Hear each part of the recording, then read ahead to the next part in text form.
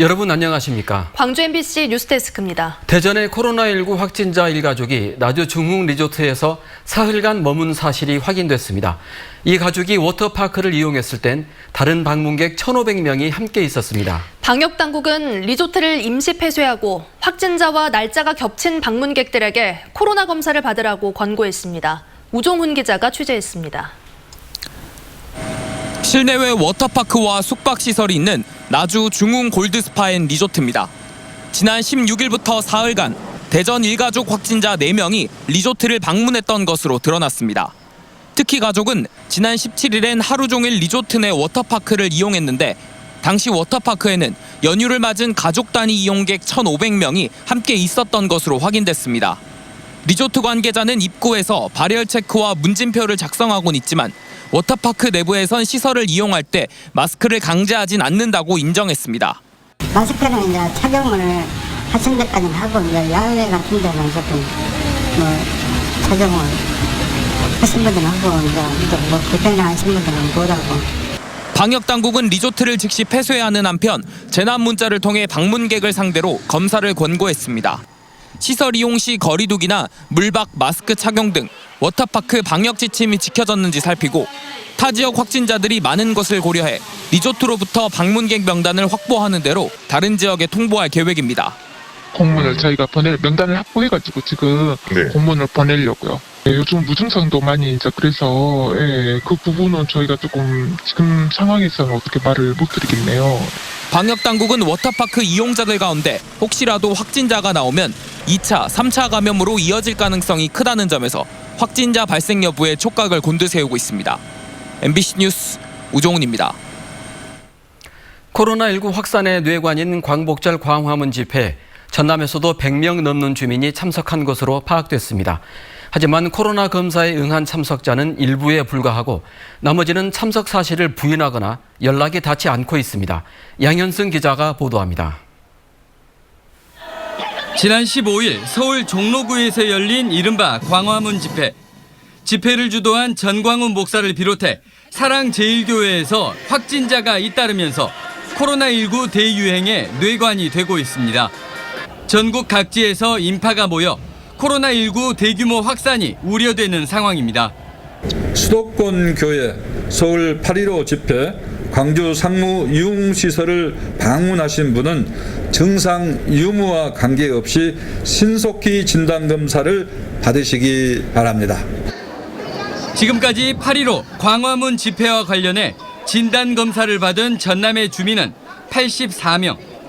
하지만 치안 유지를 위해 광화문에 투입됐던 경찰관이 57명으로 68%에 이르고 목사와 신도, 일반인은 27명에 불과합니다.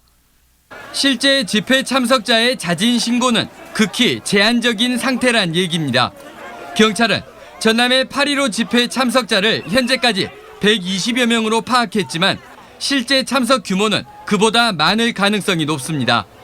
전라남도가 입수한 8.15 광화문 집회 관련 문서에 목포 해남 진도, 순천 광양 보성, 신안 등 전남 6개 권역에서 전세버스가 상경할 계획과 함께 담당자가 명시돼 있었기 때문입니다. 전라남도는 시군과 경찰에 관련 자료를 보내 8.15 광복절 집회 참석자의 신원을 파악하고 있지만 상당수가 부인하거나 통화 연결 자체가 안 되고 있는 실정입니다. MBC 뉴스 양현승입니다. 유흥주점발 코로나19 확산이 이어지는 가운데 광주시가 상무지구 유흥시설 종사자와 이용객들에게 코로나 검사를 받도록 행정명령을 내렸습니다. 광주시는 확진자 발생 여부와 상관없이 지난 6일부터 16일 사이 상무지구 유흥시설을 방문한 모든 시민들에게 오는 23일까지 코로나 검사를 받을 것을 명령했습니다.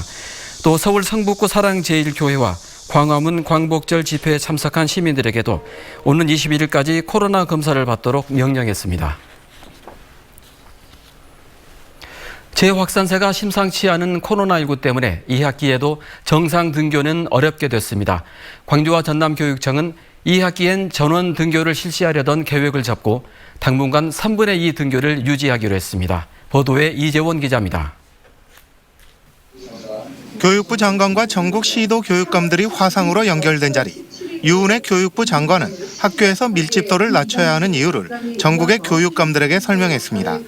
전국이 일일 생활권인 우리나라의 특성을 비추어 볼 때 거리두기 단계에 상관없이 코로나19 확산 방지를 위해 끊임없이 긴장하고 면밀하게 대응해야 할 때입니다.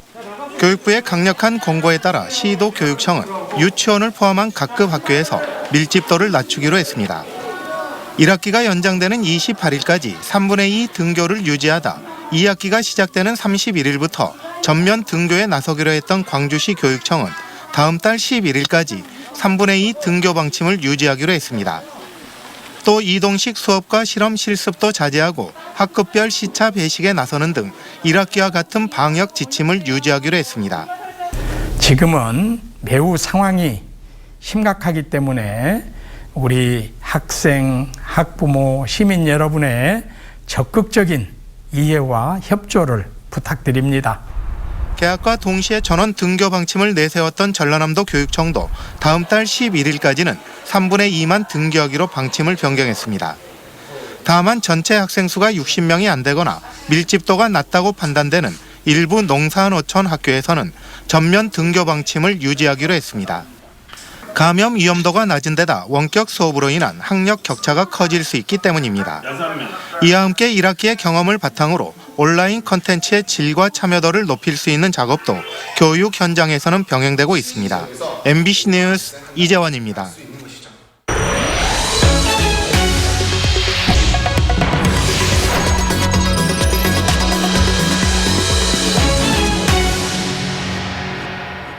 김종인 미래통합당 비상대책위원장이 오늘 광주를 찾았습니다. 5.18 묘지를 참배할 땐 무릎을 꿇고 울먹이기까지 했습니다. 하지만 5.18 역사 왜곡 금지와 유공자 예우 등 핵심 현안에 대해선 모호한 얘기만 늘어났습니다. 보도에 이계상 기자입니다. 김종인 미래통합당 비대위원장이 국립 5.18 민주묘지를 참배했습니다. 김 위원장은 방명록에 5.18 민주화 정신을 받들어 민주주의 발전에 최선을 다하겠다는 문구를 남겼습니다. 추모탑 앞에서 헌화 분향을 한 김 위원장은 당직자들과 함께 무릎을 꿇고 5월 영령들에게 사죄의 뜻을 나타냈습니다. 부럽고 또 부끄럽습니다. 죄송하고 또 죄송합니다. 너무 늦게 찾아왔습니다. 벌써 100번이라도 사과하고 반성해서야 마땅한데 이제야 그 첫걸음을 떼었습니다. 김 위원장은 기자회견을 통해서도 5.18 민주화 운동은 역사적으로 부인할 수 없는 사실로 확정된 사항이라며 통합당도 재론의 여지가 없다고 강조했습니다. 하지만 5.18 역사 왜곡 처벌과 5.18 유공자 예우에 관한 법률 제정 등 호남 민심을 끌어안을 수 있는 정책을 이번에도 확실하게 제시하지는 못했습니다. 앞으로 호남에 대해서 어떠한 정책적인 접근을 갖다 할 것이냐 하는 것은 추후로 저희들이 그걸 제시를 할 것이고 특히 전두환 등 신군부가 광주 시민들에게 저지른 범죄에 대해서도 모호한 입장을 나타내며 당 차원의 사죄를 회피했습니다. 정당 본인 스스로가 결심할 사항이기 때문에 제가 제3자로서 그걸 뭐라고 단도직입적으로 얘기하기 좀 어려운 것 같아요. 광주 지역 대학생들은 미래통합당이 사과부터 하라며 반발했습니다. 5.18 망원의원 지금 당장 제명하라! 제명하라! 제명하라! 제명하라! 미래통합당이 뒤늦게나마 호남에서 민심을 얻으려면 말보다는 진정성 있는 행동이 우선돼야 한다는 지적이 일고 있습니다. MBC 뉴스 이계상입니다. 광주시 산하 기관장들이 이용섭 시장의 선거 캠프 사람들로 채워진다는 비판이 끊이지 않습니다. 다음 주 재공모가 진행되는 광주 문화재단 대표에 또 시장 측근이 임명될지 지켜보는 눈들이 많습니다. 김철원 기자가 취재했습니다. 시민단체 참여자치 21이 이용섭 시장의 인사시스템 혁신을 주문하는 성명을 냈습니다. 광주시 산하 출연 출자 기관과 공사, 공단 등 22개 기관 중 기관장이 바뀐 절반 이상이 선거 캠프나 측근 인사로 채워졌는데 광주 문화재단도 그럴까 봐 걱정된다는 겁니다. 현재 8개 기관을 대상으로 하게 돼 있는 기관장 인사청문회 확대 등의 인사정책 쇄신을 요구했습니다. 이에 대해 이용섭 시장은 시민단체 조언을 받아들이겠다면서도 선거 때 뜻을 같이 하는 이들에게 일을 맡긴 것이 왜 문제인지 모르겠다는 취지로 말했습니다. 민주주의라고 하는 게 그 출마자와 뜻과 철학을 같이 하는 사람들이 모여서 당선이 되면 그분들과 함께 그 꿈을 실현하는 것이거든요. 그렇기 때문에 중요한 것은 그 적임자냐 아니냐 그렇게 판단을 해 주셔야지 선거 때 도왔냐 안 도왔느냐로 판단하는 것은 안 맞다고 봅니다. 하지만 이 같은 시장의 발언에 대해 성명을 낸 시민단체는 그렇게 발탁한 인사들이 도덕성이나 전문성에 과연 문제가 없었냐고 반문합니다. 시장이나 임원추천위원회가 가지는 한계가 있는 만큼 그래서 광주시 의회 인사청문회를 확대해야 한다는 겁니다. 그동안 캠프 인사로 분류됐던 분들이 상당히 많이 도덕성에서의 하자, 그 다음에 혁신성이나 전문성에서의 어떤 자질 부족, 이런 문제점들이 시민의 눈높이에서 보면 발견됐던 분들이 많이 있었기 때문에 광주시 산하 출연 출자 기관은 18곳, 공사와 공단은 4곳이며 이 가운데 민선 7기 들어 대표나 임원이 교체된 곳은 20곳에 이릅니다. 광주시 22개 산하 기관들 가운데 이용섭 시장이 임명하는 20번째 기관장인 광주문화재단 대표이사에 누가 낙점될 것인지 지역 문화계와 시민사회가 촉각을 곤두세우고 있습니다. MBC 뉴스 김철원입니다. 광주형 일자리를 추진하는 자동차 공장 신축 현장에서 일용직 노동자가 공사 장비에 치여 숨졌습니다. 광주 소방본부 등에 따르면 오늘 오전 8시 30분쯤 빅그린 산단에 있는 광주 글로벌모터스 공장 신축 현장에서 일용직 노동자인 63살 김모 씨가 도색 작업을 하던 사다리 차량에 치여 병원으로 옮겨졌지만 숨졌습니다. 경찰은 후진하던 차량에 김 씨가 치인 것으로 보고 현장 소장 등을 상대로 안전수칙 준수 여부 등을 조사하고 있습니다. 조세포탈 혐의로 재판에 넘겨진 허재호 전 대주그룹 회장이 재판에 또 불출석했습니다. 광주지법 302호 법정에서 열린 허 씨의 4차 공판에서 변호인은 허 씨의 심장질환과 뉴질랜드의 코로나19 상황 때문에 한국에 오지 못했다고 설명했습니다. 검찰은 피고인이 조속히 출석해 사법 불신을 해소해야 한다고 주장했고 재판부는 다음 재판 전까지 항공권 예약 증빙 서류를 제출하라고 주문했습니다.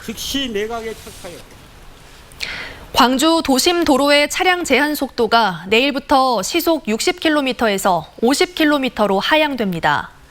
광주지방경찰청은 보행자의 안전을 지키고 교통사고 사망자를 줄이기 위해 내일부터 일반 도로는 시속 50km로 주택가 등 이면 도로는 30km 이하로 제한 속도를 낮춘다고 밝혔습니다. 다만 차량 소통 등 교통 환경을 감안해 기존 제한 속도 유지가 필요한 상무대로 등 30개 구간에 대해선 시속 60km를 적용할 방침입니다. 2045년까지 에너지 자립 도시를 실천하겠다는 광주시가 구체적인 계획을 발표했습니다. AI 그린 뉴딜 2차 시민보고회에서 광주시는 시민이 녹색 에너지를 생산하고 이용하는 녹색 전환 도시와 기후 안심 도시, 미래형 녹색 산업 도시 등 3대 전략, 8대 과제를 제시했습니다.